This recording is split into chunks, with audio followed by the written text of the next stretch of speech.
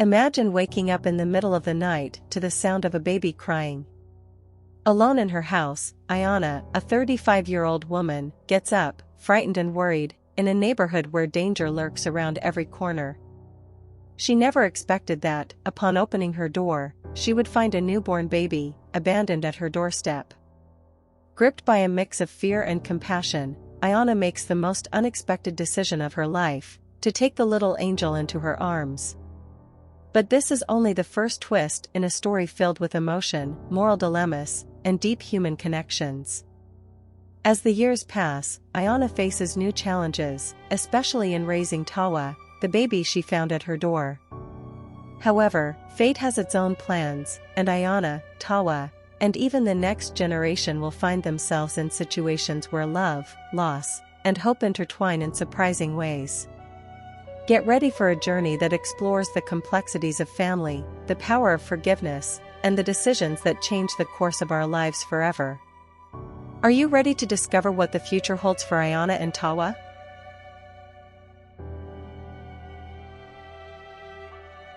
Ayana woke up in the middle of the night to the persistent cries of a baby. For a moment, she thought she was dreaming and tried to ignore it, but the crying didn't stop. Ayana was a 35-year-old woman who lived alone. Hearing noises in her house made her nervous. Ayana went to the kitchen and grabbed whatever object she could use to defend herself. She walked silently through her small house. It was a dangerous neighborhood, and she was scared. Are they trying to break in again?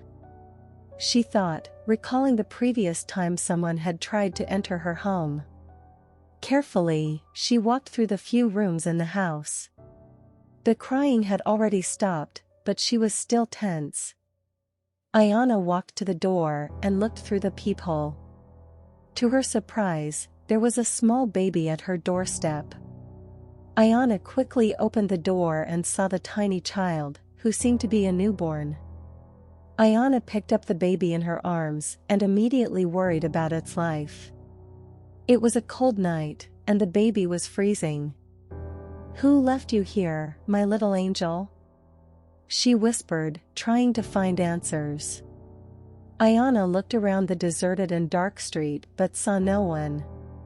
She brought the small baby inside and held it close to warm it up. Should I call the police? She thought, but immediately felt a chill at the idea of being separated from the little angel. Ayana placed the baby on her bed, pulled up a chair, and watched over him throughout the night, pondering what to do. When the first ray of sunlight illuminated the room, Ayana had made up her mind she would keep the baby. Ayana bought diapers, baby food, and clothes. She cared for the baby as best as she could, but something in her heart told her she was doing something wrong. Ayana worked as a teacher and knew the legal procedure would be to contact the authorities and hand the child over for adoption, but she feared losing that little one in her life.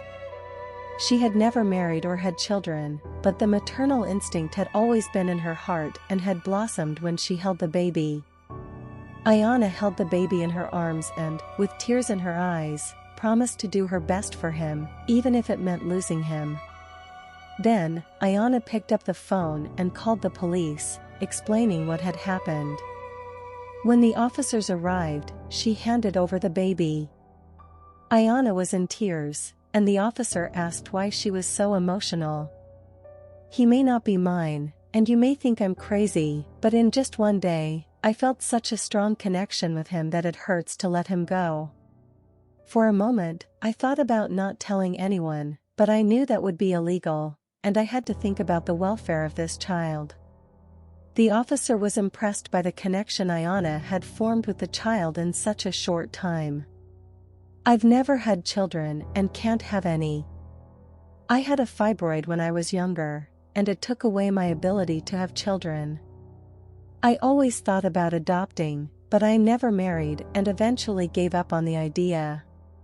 When I saw this baby, it felt like all my dreams were coming true." The officer looked at the baby and then at Ayana. I don't have the authority to give you this baby, but I can say with absolute certainty that you would be a great mother. Don't worry about him, he'll be in good hands. He'll be taken to an orphanage, and there will be an investigation into who left him at your door. If nothing is found, he'll be put up for adoption. Since you found him and already have a strong connection with him, you'll have priority in the adoption process. I can't guarantee you'll be accepted, but your chances are good. Ayana wiped her tears and thanked the officer for his kindness. Have you given him a name yet? The officer asked. He needs a name, and since you found him, we'll call him by the name you choose. Ayana ran her hand over the little baby's head, who was sleeping peacefully. Tawa, his name will be Tawa.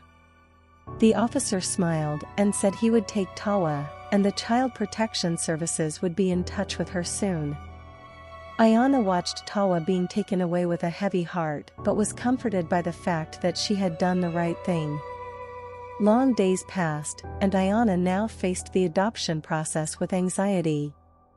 Tawa was put up for adoption because no trace of his parents was found, so there were no relatives to care for him.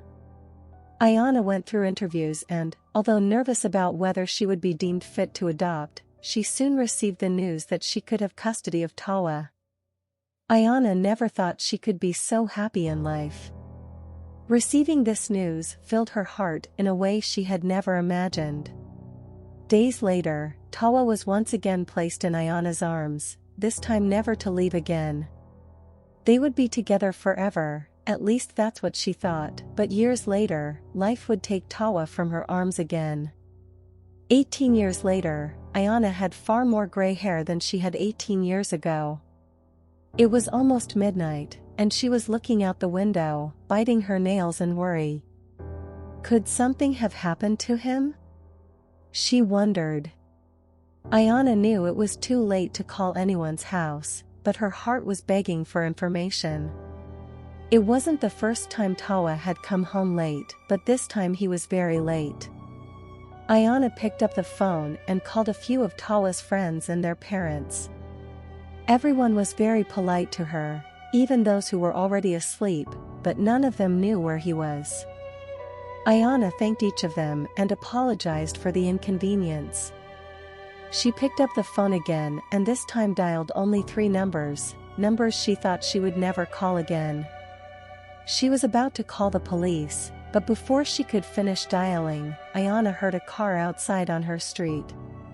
Looking out the window, she saw Tawa getting out of a car with some friends she had never seen before.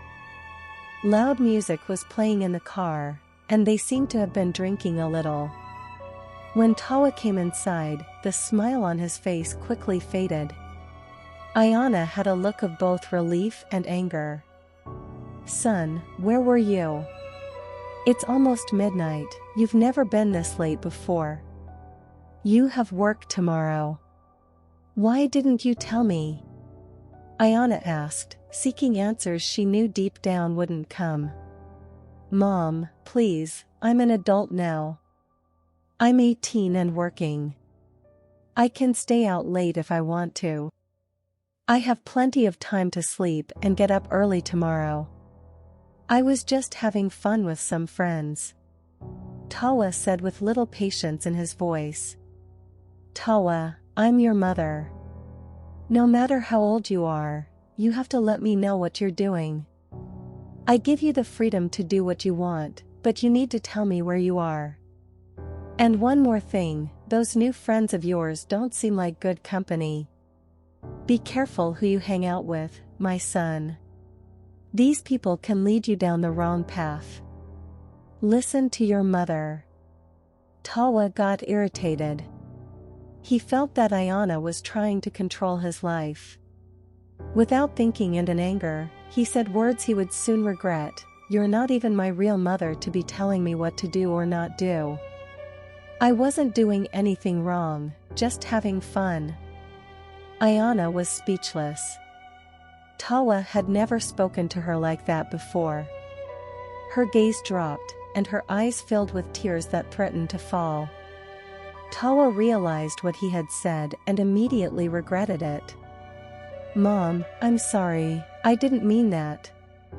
I just got upset. Please forgive me," Tawa said, sad, almost pleading. "Go to bed. You have work tomorrow, and so do I," Ayana said in the saddest and most disappointed voice Tawa had ever heard. Tawa went to his room and quickly fell asleep, exhausted. The next day, he got up to talk to his mother, but she had already left for work. Tawa felt bad for upsetting his mother. After work, he stopped by a flower shop and bought chocolates and a large bouquet of flowers that probably cost him several days' wages. The florist smiled at him and said, "You must have done something pretty bad, buddy, to buy such an expensive bouquet." Tawa laughed, "I did. I was rude to my mom. She usually scolds me, but this time she was just disappointed and didn't say anything. I think I was really disrespectful to her." The florist laughed again. "Don't worry, moms always forgive."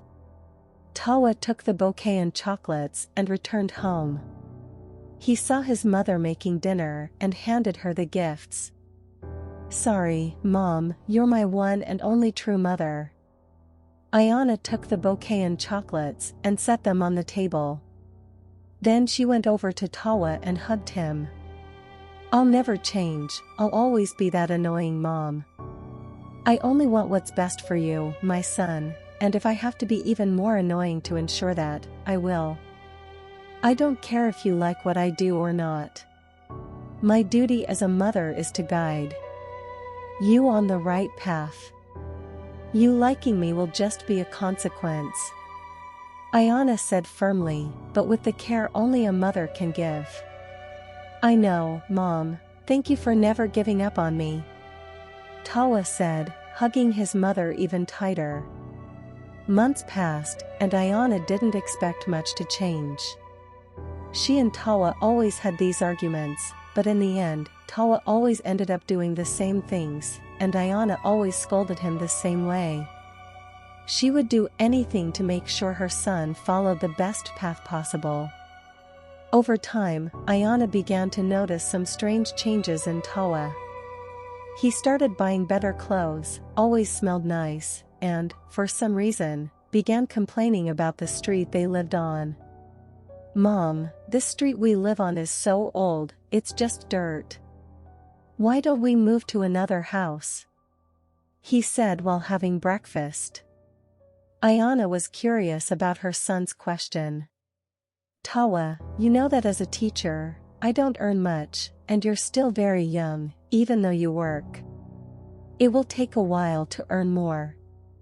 You finished school this year, and soon the college results will be out. When you pass and graduate, you'll surely earn more and be able to live wherever you want, but for now, we have to be happy on this dirt road." Tawa hung his head, saddened. "Do you want to tell me something, son?"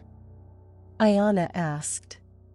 "No, nothing at all," Tawa said unconvincingly. Ayana, however, knew there was something more he was hiding, but she waited for her son to speak on his own. Days later, she got her answer. One Sunday afternoon, Tawa came home with a girl. "Mom, I want you to meet my friend." Tawa looked at the girl uncertainly.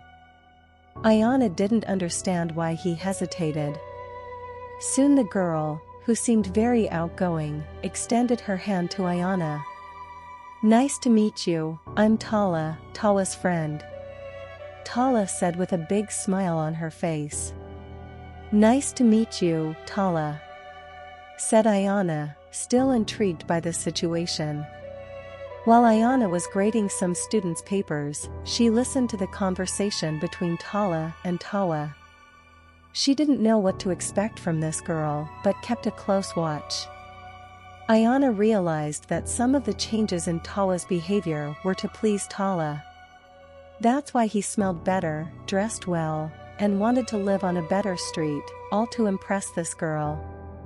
Ayana noticed that Tawa became more reckless after meeting Tala. He came home later, was late for work, and spent money he didn't have. Ayana knew it would be a difficult conversation, but it was necessary. Tawa, you need to be more responsible. You're going out too much, staying out all night. That's not good, son. You need to live your life, but with responsibility. You've always had a rebellious nature, but since you met Tala, it seems like everything has gotten worse. Tawa, however, didn't want to argue and remained silent. He simply said, "Okay, Mom," and then went to his room. Ayana was worried about the direction Tawa was taking in life and did her best to guide him. One day, she received great news. Ayana received a letter addressed to Tawa. It was about college. Ayana wanted to wait for her son to come home from work to open it, but curiosity got the better of her, and she opened the letter. To her joy, Tawa had been accepted into one of the best colleges in the country. Despite his rebelliousness and nights out, Tawa had always been a smart young man. Ayana never stopped teaching her son. Ayana anxiously awaited her son's return home, which, as usual, was on a Friday, and he was probably out with Tala. Ayana waited so long that she fell asleep on the couch. When she woke up with the sunlight on her face, Ayana remembered Tawa and got worried, but she quickly relaxed when she saw he was in his room. Ayana smiled and told her son about the letter. "You got in, Tawa. You accomplished something amazing, son," she said proudly. Tawa smiled at his mother, but not with as much enthusiasm as she did. "I know, Mom," he said. "They called me yesterday, and I celebrated with some friends until late." Ayana didn't like him coming home late without telling her, but she let it go this time because it was such a big achievement. Only then did Ayana look around Tawa's room and see a large backpack by his side. "What's that, son?" she asked. "I'm going away this weekend with some friends. We're going camping." Ayana was surprised but wished Tawa a safe trip. Tawa said goodbye and got on the bus. Ayana was happy that her son was on the right path. Ayana went to the market and bought some ingredients. She got home and made Tawa's favorite cake. It was a special cake to celebrate his college acceptance. On Sunday, the day Tawa was supposed to return, she made the cake with all the care and waited for him to come back from the camping trip. Hours passed, and she waited, but her heart was heavy. She was used to her son being late, but this one bothered her even more. Ayana tried to call him, but his phone was off. Could he still be camping? She asked herself.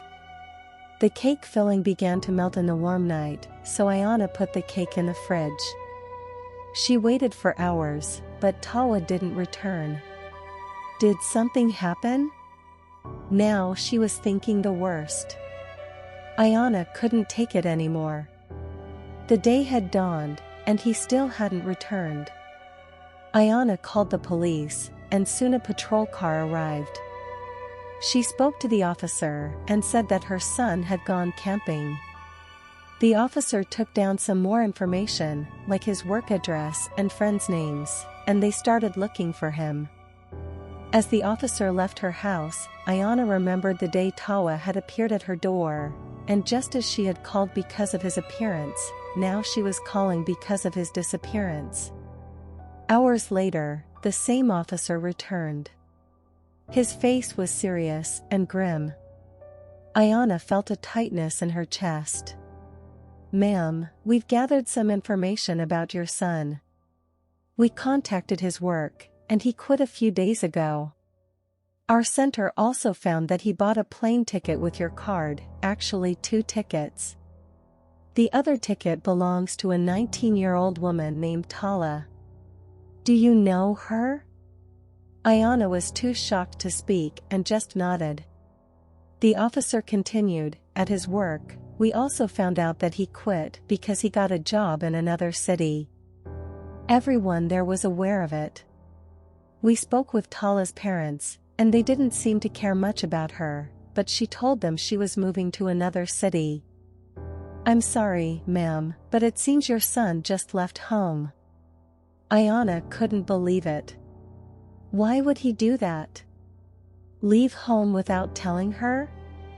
Ayana then asked the officer if they could bring him back.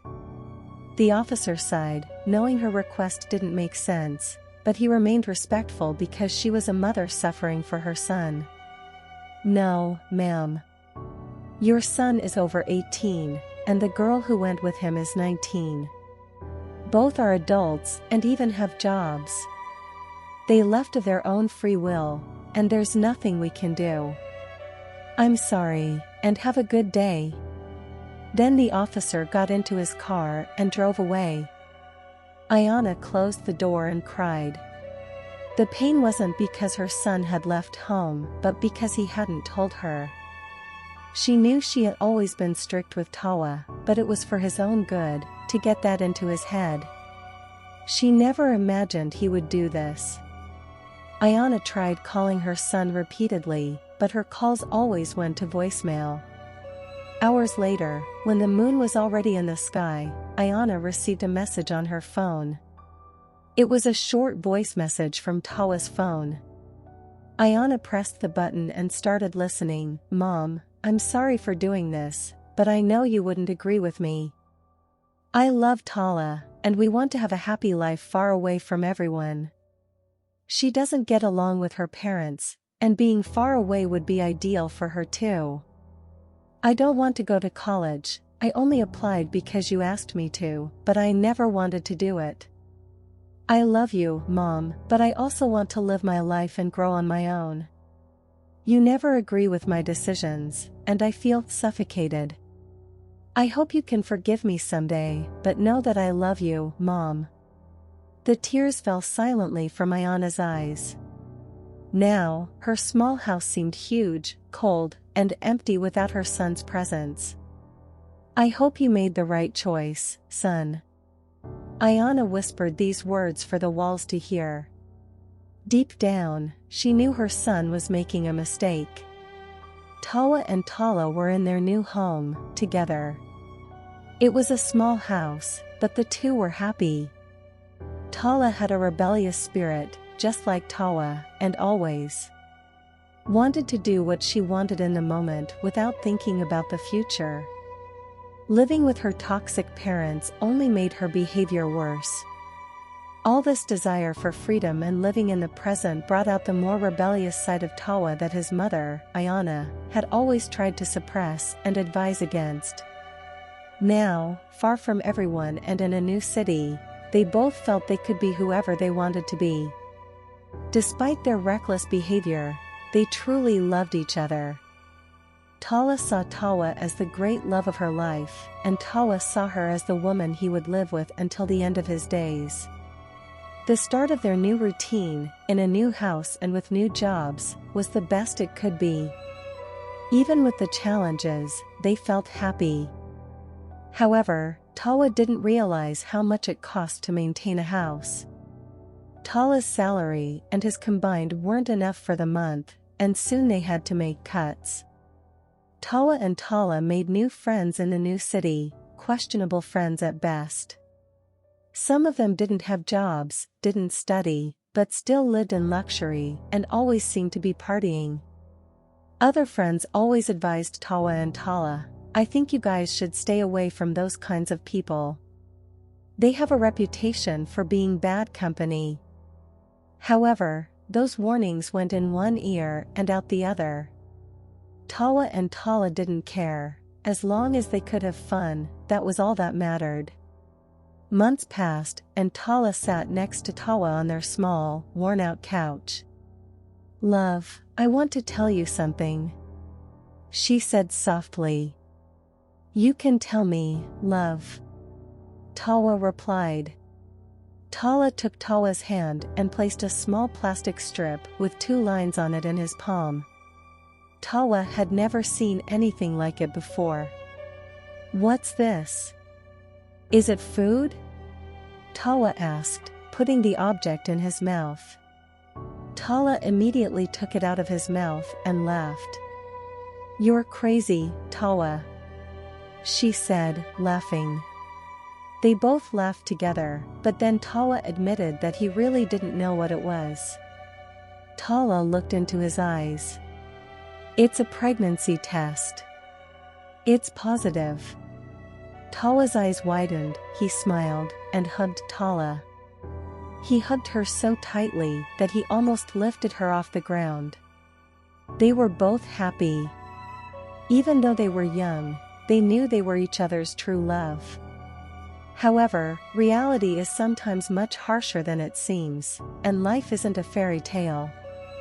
Tala had a complicated pregnancy and needed to take expensive medications that wouldn't harm the baby. Her hormones fluctuated, and the couple often fought. In the end, though, they always asked for forgiveness and said they loved each other. Due to financial difficulties, Tawa spoke with his friends who made easy money, but he never knew how. They told Tawa how it worked, and after hearing everything, Tawa went back to Tala. In the few minutes he spent talking to those friends, they had told him everything his mother, Ayana, had always warned him not to do. Tawa spoke with Tala. "Love, I talked to them. It's really easy money, we could make some by doing a few illegal things." Tala, with her already prominent belly, calmly responded, "Then let's do it," she said with a hint of excitement. Tawa knew he was doing something wrong and that it went against everything his mother had taught him, but Tala and his friends convinced him otherwise. "Nothing can go wrong," they all said. Days passed, and Tawa saw more money in his account than he had ever imagined. At first, he felt a bit guilty about what he was doing, but he quickly forgot. A new phone, a better couch, better care for his wife and child, all made him forget that he was doing something wrong. The 9 months passed, and Tala went into labor. She was in a lot of pain, but she held Tawa's hand and said something unexpected. "Maybe it's time to talk to your mom again. She might want to meet her grandchild." Tawa smiled at her and said he would talk to his mom. Tawa said that, but deep down, he wasn't sure if his mother would forgive him for what he had done and for going so long without talking to her. Tala started screaming in pain, and the doctors took her to the delivery room. Tawa anxiously waited. Time passed slowly, and he felt that something had happened, but he didn't know what. Moments later, the doctor came out with a somber expression. She didn't make it," the doctor said. "But the baby is fine. It's a girl." Tawa felt his soul shatter into millions of pieces. His heart pounded, and his breathing became labored. Suddenly, he fainted. When he woke up, he was lying in a hospital bed, and when he remembered Tala, he began to cry. The nurses could hear his sobs and cries from inside the room. It was the most difficult moment of Tawa's life. After burying his beloved, Tawa returned to his now empty home. In his arms was little Casa. He looked at Casa and couldn't imagine what the future held. Each day was hard for him, both because of the loss of Tala and the responsibility of caring for Casa. Being a single father was more exhausting than he could have ever imagined. Tawa felt he couldn't be a father to his daughter. He was nearing 20 and already had many responsibilities he wasn't sure he could handle. Casa cried constantly and woke Tawa up in the middle of the night. For weeks, Tawa didn't know what it was like to have a good night's sleep. He loved her, but he felt like he couldn't handle it. Things got worse when a friend who was part of the same scheme he was involved in came to visit. His friend seemed agitated and kept looking around nervously. "Tawa," he said hurriedly, "everything fell apart. We've been discovered. You better run. Half of us have already been caught by the police. It's only a matter of time before they come for you." Tawa looked at him in disbelief. "You said it was safe," Tawa shouted. His friend didn't seem to care. "I'm leaving, you should do the same." Then he got on his motorcycle and disappeared. Tawa sat on the couch, holding his head, not knowing what to do. Meanwhile, Casa was crying from hunger. "What do I do?" he asked himself over and over, but nothing came to mind. Then Tala came to mind, her last words, "Maybe it's time for you to talk to your mom. She might want to meet her grandchild." Tawa cried, and talking to the walls, he said, "I'm sorry, Mom, you were always right. I chose the wrong path." Tawa picked up Casa and the car keys. He drove for hours, without sleep, until he returned to the city where it all began. It was night time, and there was no one on the street. The street was different, it was now paved, and they had planted some trees that made the area more welcoming. Tawa looked at Casa one more time, kissed her forehead, and placed her on Ayana's doorstep. "I love you," he said as tears fell. Tawa rang the doorbell and hid behind a tree at a distance, where the darkness kept him hidden. He watched the door open and saw Ayana. He cried seeing his mother after so long. He missed her, but he knew he couldn't talk to her. He felt like he didn't deserve it. He saw Ayana cover her mouth in surprise. He had done the same thing that was done to him. "You're better off with her, Casa, you'll be raised by a great woman. Please, don't make the same mistakes I did," Tawa whispered as a prayer that could reach his daughter. Then he disappeared into the darkness. Ayana was in the same situation she had been 20 years ago. Her heart raced, and she felt the same connection with this baby. "God, another one?" she said. Ayana picked up the small basket where the girl was and brought her inside the house. She took the girl out and hugged her. The girl smiled as if she knew she was in her grandmother's arms. Ayana saw some papers in the basket. As she looked through them, she saw they were the girl's documents, such as her birth certificate and vaccination records, and, to her surprise, an envelope with a large amount of money inside. At the bottom, there was a note. Ayana cried even before reading the letter because she recognized her son's handwriting. "Mom, I'm sorry for all the pain I've caused you over the years. You were always right, and only now do I see how wrong I was. This is my daughter, your granddaughter, Casatala. She didn't survive childbirth for reasons I can't explain. I still can't raise her, and I can't return to your home either. I hope one day I can be forgiven for what I've done. I love you, Mom, and I hope the day when I can return is near."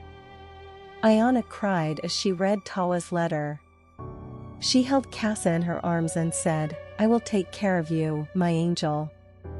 I promise nothing will happen to you, and I'll be here waiting for the day your father returns." Far away, Tawa drove down the night road, wiping tears from his face.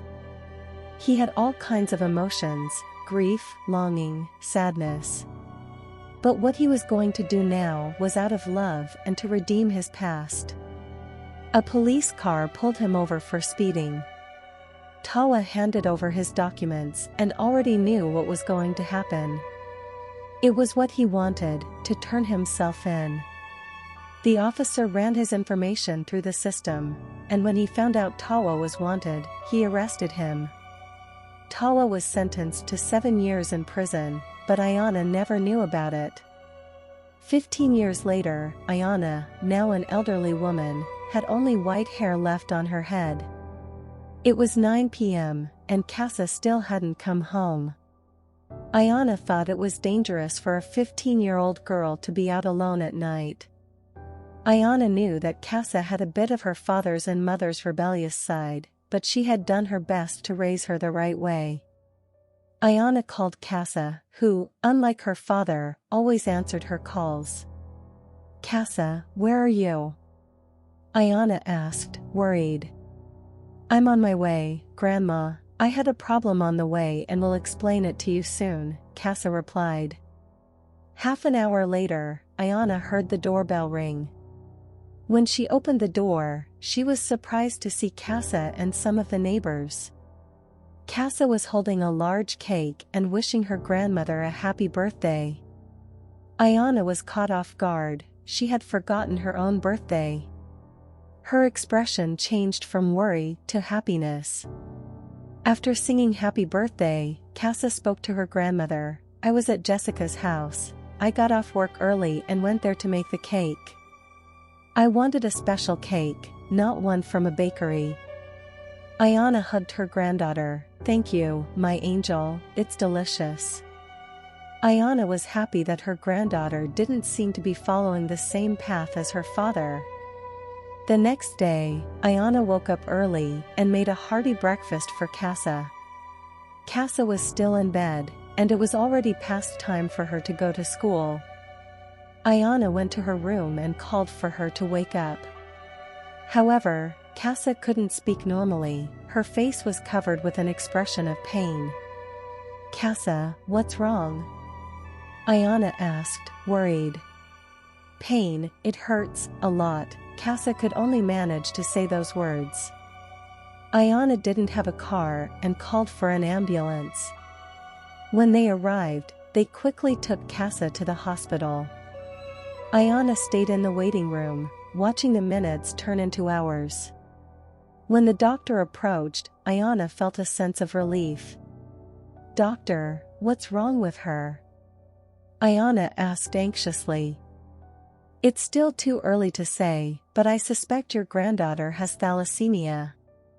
Thalassemia is a hereditary blood disorder that causes abnormal hemoglobin production. In severe cases, a bone marrow transplant may be a treatment option. Casa's case seems severe, so we'll likely need a donor. Any relative could help. Ayana felt the ground fall beneath her feet. Tala's parents, Casa's biological mother, had already passed away. Her father, Tawa, hadn't been in contact for 15 years. Only she was left, but they didn't share a blood relationship. Ayana took her granddaughter home, who was better but still weak. To Ayana's surprise, her granddaughter received the news with a resilience that even an adult wouldn't have. "I'll face this, Grandma, I'm strong. I'm sure a little disease like this won't bring me down," Casa said with a smile. Days passed since the diagnosis, and Casa was on the transplant waiting list. Pain medications were now a constant part of her day. Casa didn't like staying home because it constantly reminded her that she was sick. "Let's go to the park, Grandma. I feel better there," Casa said. Ayana grabbed her purse and walked calmly with Casa by her side. Casa looked at the trees, the people, and the lake. A little further away, a man was wearing a hat and dark glasses. He was watching Ayana and Casa closely. It was Tawa. Tawa constantly followed his daughter to see how she was doing. After being imprisoned, Tawa had promised himself he would change as a person. He served his 7-year sentence, and when he was released, he felt lost. He thought about going home, but he was too ashamed. He didn't feel worthy of being in his mother's and daughter's presence. He was an ex-convict and unemployed, so in his mind, his presence wouldn't bring anything good. Tawa got a simple job and, at the same time, continued his studies. He once again tried college and succeeded. For years later, he had graduated and was working. It was then that he returned to his hometown and decided to talk to his mother. When he got close to the house, he saw Ayana and Casa. Casa was 12 years old. Tawa saw the two of them happily planting flowers in the garden. Tawa felt the tears roll down his cheeks. What good would I do for them after 12 years of no contact? I would only make them suffer even more, especially Casa. She looks so happy now. Tawa wiped his tears and turned back. However, in the following years, he never stopped watching his mother and daughter, even if it was from a distance. He wanted to know if they were okay. Now, in the present, he felt something had changed. Casa, at 15, was walking slowly, slower than her grandmother. Her skin was pale, and her face was thin. What's wrong with my daughter? He asked himself, worried. Tawa followed them to a few places until, one day, they went to a medical appointment.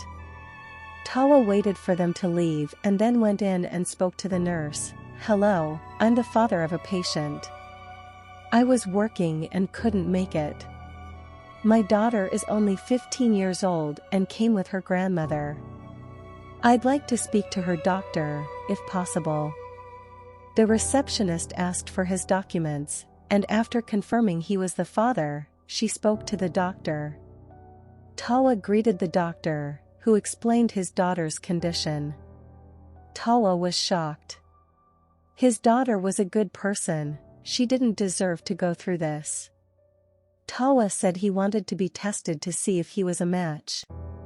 The doctor said they could do that, and immediately after the blood was drawn, he said the result might take some time, but since Cass's case was urgent, he would expedite it. Tawa left the hospital knowing he couldn't stay away from his daughter any longer. She needed him. Tawa returned to the hotel where he was temporarily staying and mentally prepared himself to meet his mother and daughter. Tawa knew Cass's routine, and at that time, she would be getting out of school soon. Tawa drove to Cass's school and waited in his car for her to come out. He didn't know what to say and was nervous. Then he saw the flower shop where he had once bought flowers for his mother. He went in, and to his surprise, it was the same clerk from years ago, but he didn't recognize Tawa. Tawa picked out a large bouquet of flowers and a box of chocolates and went to the counter. The clerk smiled and said, "Wow, you must have messed up big time to be buying such an expensive bouquet for someone." Tawa laughed.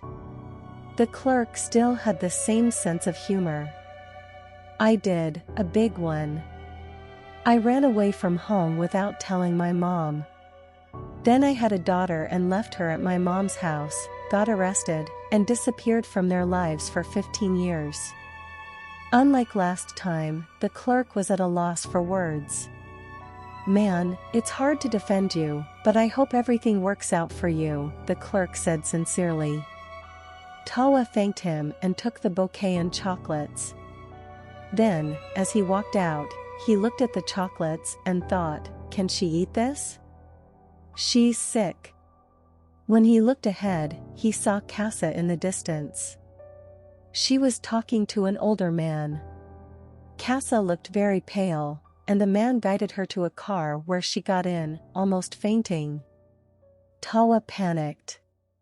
He dropped the bouquet and chocolates on the ground and ran toward them, but the car had already left. Tawa rushed back to his car and tried to follow them, but he couldn't keep up. His heart was racing with fear. Where did that man take my daughter? Tawa couldn't waste time. He drove as fast as he could to his mother's house. He had planned what he would say, but that would have to wait. The situation was urgent. Tawa parked in front of the house and knocked on the door. Ayana opened it and, for a moment, didn't recognize her own son. "Tawa, my God," she said. Ayana hugged her son and held his face to make sure it wasn't a dream. "I'm sorry, Mom, but something terrible happened." A man took Casa in his car. "We need to call the police." "What?" Casa. Tawa stopped talking as soon as he saw Casa coming out of the kitchen, and beside her was the man who had put her in the car. Tawa felt relieved. He smiled and said, "Mom, I didn't know you had gotten married." Ayana looked at Casa, who realized the man in front of her was her father. Her pale expression now turned pale with anger. She went upstairs and into her room. The man beside her followed. Ayana held her son's hand and said, "Son, we have a lot to talk about, a lot." Mother and son sat on the couch. Despite the years and the disappearance, Ayana looked at Tawa with a smile that didn't fade. "Mom, I'm sorry for everything. I embarrassed you. I'll tell you everything that happened." After almost half an hour of talking, Tawa told her everything, from the day he left home, to being imprisoned, serving his sentence, and finishing college. Ayana looked at him with sad eyes. "I'm sorry too, son. I raised you, and I must have failed," she said, looking at the floor. Tawa didn't like hearing those words from his mother. "It's not your fault. I made my own choices. You always showed me the right path. I'm the one who failed." Tawa then changed the subject and asked about Ayana's husband. "He's not my husband, Tawa. Then they heard footsteps approaching. "I'm your father," the man said, looking at Tawa. As Tawa seemed not to believe it, Ayana explained the story. Decades ago, when Ayana started working as a teacher, she met Ahote. Ahote worked as a school janitor. During lunch breaks, they always talked. Despite being the same age, Ayana always gave Ahote advice as if he were a child. "You know we're the same age, Ahote," he would say to Ayana. "I know, but staying out partying until 2 a.m. knowing you have to work the next day doesn't seem like something an adult would do, does it?" she said, and Ahote laughed.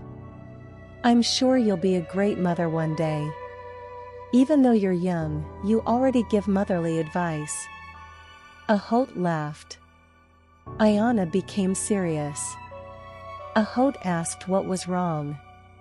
Ayana told him about the illness she had when she was young, which made it impossible for her to have children. Ahote apologized and changed the subject. A few years passed, and Ahote was fired for cause due to so many absences and late arrivals. Ayana said goodbye to him and told him to be more responsible next time. However, Ahote didn't change. Even unemployed, he moved in with a woman, and they had a son, Tawa. The mother didn't want the baby, and neither did Ahote. Ahote knew he could put the child up for adoption, but he remembered Ayana. Living with her would definitely be better than living in an orphanage, he thought. Knowing about his friend's desire, with whom he hadn't had contact in years, he left the baby on her doorstep. Years passed, and now, more mature, Ahote regretted what he had done. There wasn't a day that went by when he didn't think about Tawa. After many years, he went to visit Ayana, who was surprised by his visit. He expected to find his son as an adult, but instead found a small 5-year-old girl in the house, his granddaughter. Ayana forgave Ahote for what he had done. In fact, she thanked him. Having Tawa and now Casa in her life were the greatest blessings anyone could have. Ayana now understood where her son's rebellious nature came from. Ayana told everything about Tawa, and Ahote decided to wait for the day when he would return. Now they were there, face to face.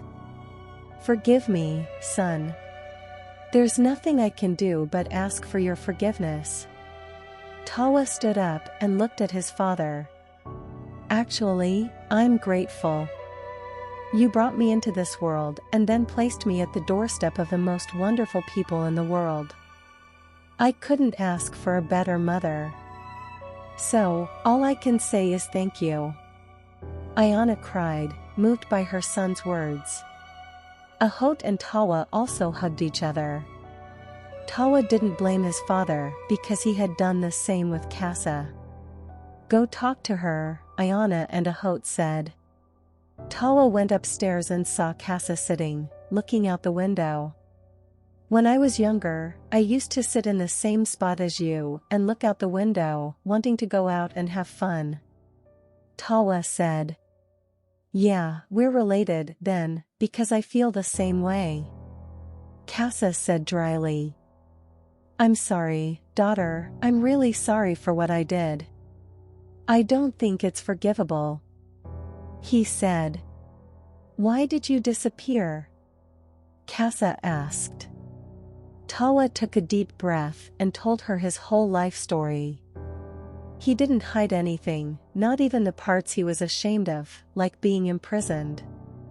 Casa thought about everything she had heard. I saw you leaving the flower shop. When I saw you running, I thought it was because someone had stolen your car. Were those chocolates for me or for Grandma? She asked. They were for you. My mom is quite old now and can't eat that much chocolate. Tawa replied. Casa laughed. My grandma isn't that old, but anyway, I like dark chocolate. The doctor said I can eat it in moderation. And I don't like flowers, I'm allergic. I prefer romance novels. Tawa smiled at his daughter. Your wish is my command, he said. Casa laughed even louder. Looking behind her father, Tawa turned around and saw Ayana looking at them seriously. Who are you calling old, Tawa? Tell me. Casa burst out laughing at her grandmother's face. I'll go buy your chocolates and the book. I'll be right back. Or maybe I won't come back at all. He said, looking at Ayana. Just so you know, I feel as young as I did 30 years ago, Ayana replied. Tawa got in his car to go buy the chocolates, but before he left, he said, Mom, it seems like you're angrier at me for calling you old than for disappearing. Casa looked at them with a smile. Everything seemed to be in place now, even in their own way. Casa was reading the book her father had bought her. Ayana, Tawa, and Ahot were by her side in the doctor's waiting room. Casa, despite being young, was the only calm person. Everyone was waiting for the compatibility test results. The doctor called them into the office. His expression was serious. After clearing his throat, he spoke, The results are in. I'll start with the grandfather. Unfortunately, it was negative. Everyone was saddened, but there was still hope with Tawa. Continuing, the father's results are also in, and unfortunately, it was also negative. Neither of you can donate marrow to Casa. Everyone felt as if a dark cloud had descended upon them, taking away all their happiness. My daughter doesn't deserve this, Tawa thought. I wish I could trade places with her right now. All hope was lost, and Casa would have to remain on the waiting list. I'm not finished yet, the doctor said, and everyone looked at him. The grandmother, Ayana, also took the test and, fortunately, it was positive. She can be a donor, the doctor said with a smile. Ayana couldn't believe it. Casa is my granddaughter, but we don't share blood. She was adopted by me, she said, incredulous but smiling at the thought that her granddaughter would be okay. The doctor then explained, the chances of relatives being donors are much higher, but it's not a certainty. Just as the chances of someone who isn't related being a match are very low, but that's not a certainty either. There could be several potential donors for Casa. The problem is finding them. And you, Ayana, are one of them.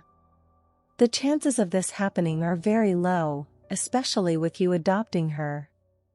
I'd say it's so low that it's practically a miracle. And the miracle happened. Ayana donated her marrow to Casa. After a recovery period, Casa was discharged. Now, she was much healthier and full of life. Everything in their lives changed. Ahob visited Ayana's house whenever he could to see his granddaughter. Tawa requested a transfer and bought the house next door to his mother's so he could take care of his daughter and his now elderly mother. Ayana's house became an unlikely gathering place, where only love reigned. I hope you enjoyed this story full of twists and emotions. If you liked it and want more exciting narratives like this, don't forget to give it a like and subscribe to the Stories Life channel. Here, each story is a new adventure, and we are always ready to surprise you. Also leave your comment on what you thought of the story and suggestions for future narratives. See you next time.